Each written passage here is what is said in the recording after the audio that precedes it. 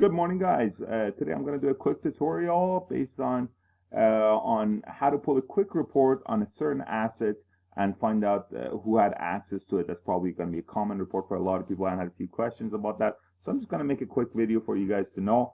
First of all, you log into your software with my super duper password. Now, I logged in as a root administrator. You might not be a root administrator. You might have a sub-administration status, or whichever way, as long as you have access to the reports. I have access to everything, but as long as you have access to reports, and that's what's set up for you guys, then you can access what I'm about to show you. Now, don't worry about my cabinet. I'm not logged in. I'm not connected, so it's not a worry. I can still show you guys what I want to do with the report. So simply, I want to pull the reports. Click on Reports on the top right corner. The file opens up. Perfect. Now, based on the report, think about the report you're trying to pull. You're actually trying to figure out the transaction. You're trying to pull a transaction on your cabinet and find out who had access. So you're going to be looking at the transaction report section. So just drag down, and you want to track an asset. You want to track a compartment. You want to track a position. Like I said, the software is kind of generic, so you guys might have compartments, you might have keys. It doesn't matter. You're still trying to track that asset. Next one, as soon as you selected it, you notice it filtered what you actually need to kind of drop down and give more information as far as what you're trying to do. So Sam being the name of the cabinet, doing a drop down. So click on drop down. Simply select the cabinet. You might have multiple. So select the cabinet that you're trying to track the position inside of it.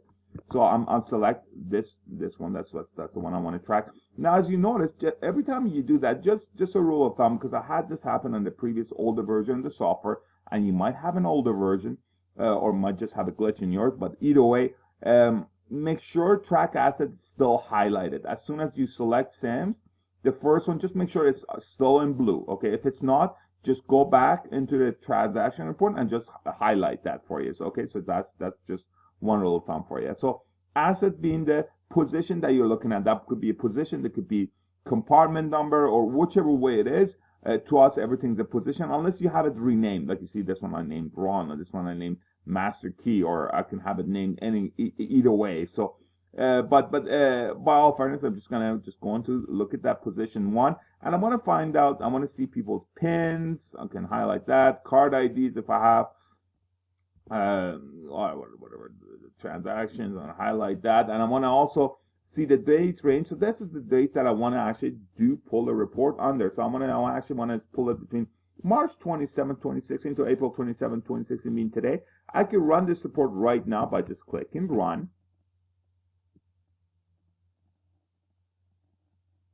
Okay, well, there you go. So it quickly pulls the transaction out. It's beautiful. It gives me the date and time, transaction, and who it was that removed it. So at what time and what date, which is really what you wanted to see. And on the top, you have a track and asset report and the cabinet name and the position that you're looking at, right? So all the information that you want is right there. Well, then some people might ask us, well, okay, now what? My boss is asking me this, and I need to send him an email on this. So how do I transfer that and send them as an email?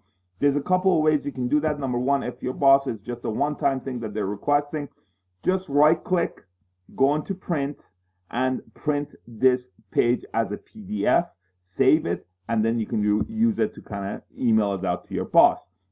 If it's a constant thing that your boss is going to be constantly asking you about the same position or whatever report that they want, if it's a constant thing that they like to know from you, and you're tired of constantly pulling it for them, you can actually set up a schedule. So by clicking on Show Schedule at the bottom here, simply the report was that you can name this report. You can call this one, I don't know, let's see, Asset 1 Track. How's that?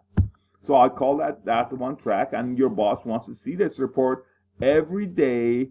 I don't know, say starting 29th of May, or you can start it from today if you like. And he wants to see that at 5 p.m. and simply select your boss's name on the contact's name on the left hand side and highlight it and just go over. After you've done that, you simply click on Schedule Report, and you can see that Asset 1 Track is already created right down here. So that's already recorded and they're created right on here. Now, in this version of the software, unfortunately, if you want to make any changes to the existing report, you can't make any changes or edit it. You have to delete it and redo this and make the changes that you want.